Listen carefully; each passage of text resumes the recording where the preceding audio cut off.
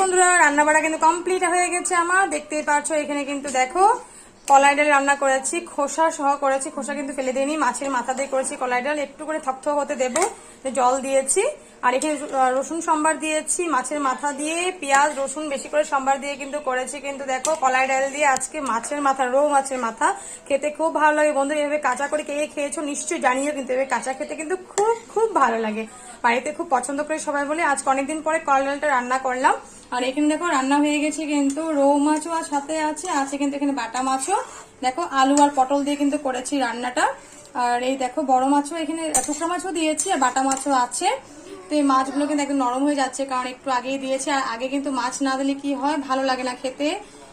মশলা না ঢুকলে মাছ খেতে একদম ভালো লাগে না। তো দেখো রান্না কিন্তু একদম কমপ্লিট হয়ে গেছে, রান্না কিন্তু একদম কমপ্লিট বন্ধুরা। চলো নামিয়ে নিই, আর তোমার সাথে দেখা হবে তোমাদের সাথে ডাইনিং টেবিলে। কার কার ভালো লাগে কিন্তু পটল দিয়ে